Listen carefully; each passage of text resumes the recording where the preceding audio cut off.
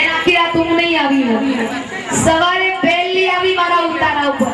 એ માતાજી મારા મારી સાસુનો બનતું નથી એવું તમને કઈથી ખબર પડી ગઈ? આ બનેલી હકીકત. મારી સાસુને બનતું નથી એવું તમને કઈથી ખબર પડી ગઈ? મેં તો મને કઈ ખબર નથી. કે નહીં, રાતે તમે જ્યારે ભજન ગાતા હતા, આ જ્યારે ગાતા હતા એમ કહેતા હતા આજકાલની વહુવારોને ઘરના સાસુની ગમતા નથી. તમે મારી સામે જોઈને જ બોલ્યા હતા. મેં કીધું હવે ખોટી નજર તારા પર આવી અને તારા બંદેશની પાઘડી પહેરાઈ ગઈ, એમાં હું શું કરું? પણ મેં તું તે મને કહી દીધું મારી સાસુને બનતું નથી. તો કેમ નથી બનતું?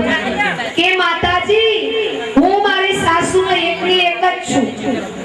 સસરા નિર્વાણ પામ્યા છે. સાસુની સાથે હું રહેતી નથી.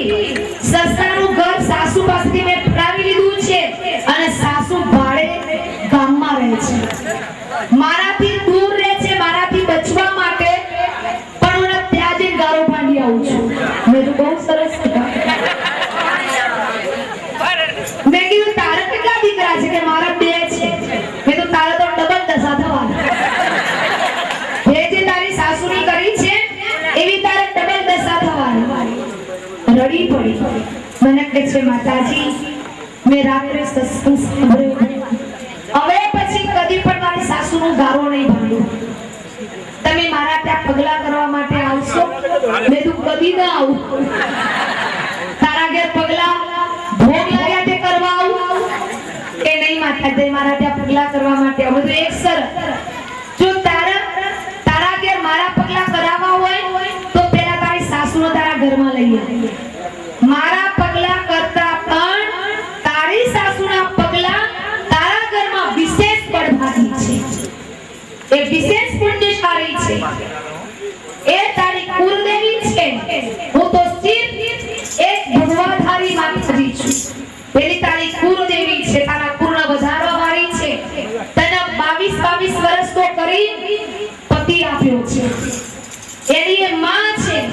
એની માં ગારો ખાય, એની માં જુદી રહે અને ઘરની અંદર હું પગલા કરવા માટે આવું. મને પણ પાપ લાગે, મારા પગ અબડાય. હું ત્યાં પગલા કરવા માટે નહીં આવું. એ માતાજી તમે કહેશો એમ કરીશ, બાકી તમારે પગલા કરવા માટે આવવું પડશે. તો પહેલા તારી સાસુને લઈ આવ. કે તો કદી નહીં આવે. અત્યારે એટલા બધા રંજેડ્યા છે. મેં તું જઈને ખોલો પાથર માફી માંગ, કુપુત્ર જાય પછી તપી કુમાતા ન ભવતી.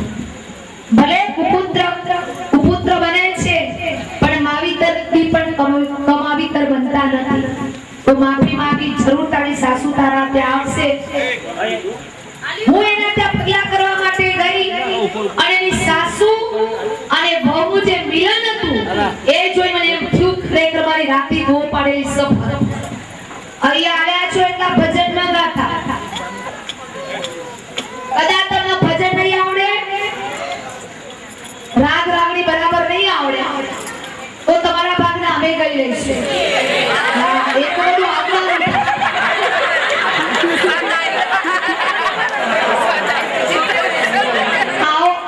આવો મેઘરાજા ક્યાં ઓચિંતો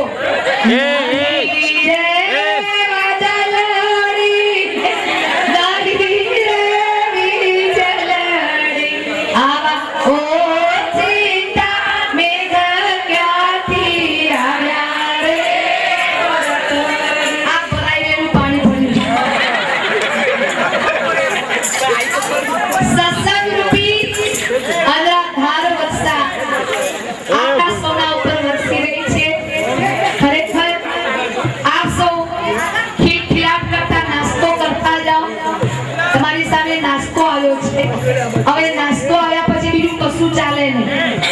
એક બધા પ્રેમથી ભાવથી નાસ્તો કરો. એકવાર બધા જય જયકાર કરી દો. બોલીએ કૃષ્ણ કનૈયા લાલ કી જય, સદગુરુ ભગવાન કી જય, શામળિયા ભગવાન કી જય, સનાતન ધર્મ કી જય, આદ્ય શક્તિ માં બે માત કી જય, ભાગવત ભગવાન કી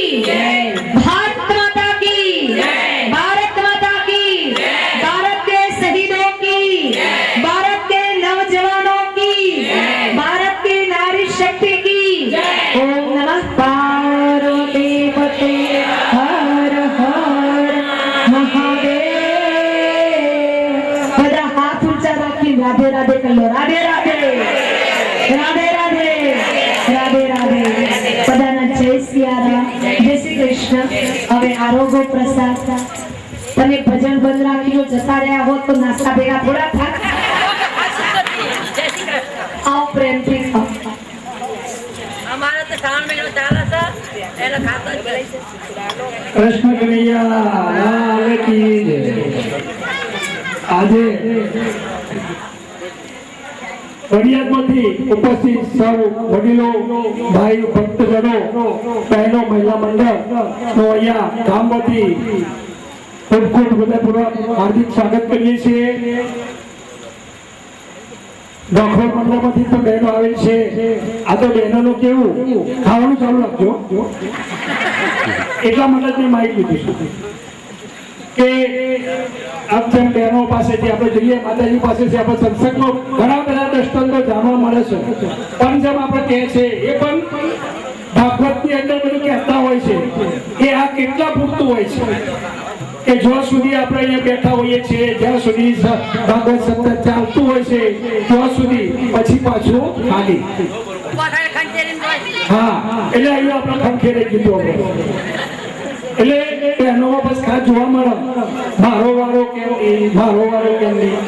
પણ આપણે જે તારથી કઈ મહેમાનોને આમંત્રણ આપ્યું હોય, આવતીકાલે એટલા માટે આ ખંડમાં તો પાયલ અને ઢોકળોનું આમંત્રણ છે, બીજું કોઈ મંડળ આવવાનું નથી. એટલે કાલે અમે છીએ ને બધા ફક્ત થઈ જવાના છે આયોજકો, કોઈનો અહીંથી ઘેર જવા દેવાના નથી. એટલે આવતીકાલે ભજન ચાલુ થાય, અહીંથી સવારે ડેરીનો બેલ વાગે એટલે સોલો કાઢવા જવાનું. એટલે ના હોય તો કાલે પેલા દૂધનો દોવાનો પેલા જે હોય એ લેતા આવજો, એટલે હજી પાડવા જવાય. હું વધારે કહેતો નથી, બધાનું સ્વાગત કરું છું. આનંદભેર ઉત્સાહથી જે અહીંયા ભજન કીર્તન થઈ રહ્યા છે, પાવન પગલા થઈ રહ્યા છે અહીંયા મોટું એકલું બંધ એટલે વાતો ના કરતા. નાસ્તો ચા ચાલુ બે કામ થાય, ટાઈમનો સદુપયોગ થાય. પહેલા તો પરમ પૂજ્ય સંત શ્રી વંદાબેનને લાખો વાર વંદન, લાખો વાર જય શ્રી કૃષ્ણ કે જેમના થકી તમે, હું અને બધા આજે બાર લોકો મુકામે ભેગા થયા. જોયું તમારું મંડળ બંને ગામનું સરસ ગાય છે. પાત્રો મારા ગામને જમાય રાધેશ્યામ આમંત્રણ હતું એટલે અમે ભાવ સાથે આવ્યા. હજુ ઇન્ટરવેલ પડી જતો. હવે ઇન્ટરવેલ પછી મટકી એ બધા ઓર મજા આવશે, એમાં બધા સાથ પુરાવજો. મૂળ વાત એ કે આ ગામની અંદર આ એક ભવ્ય પ્રસંગનું આયોજન થયું છે. અને પ્રસંગ કેવો, ન ભૂતો ન ભવિષ્યથી. કદાચ હું માનું છું કે આવો ભાગવત સપ્તાહ અથવા તો આવું રામાયણ પારાયણ કોઈ વખત થયું નહીં હોય કદાચ, અને આ પહેલો પ્રસંગ હશે કદાચ. આપણને બધાને એમ થાય, તમને મને બધાને એમ થાય છે કે આ દરરોજ ભજનમંડળી કરવા શું ફાયદો, દરરોજ સત્સંગમાં જવા શું ફાયદો.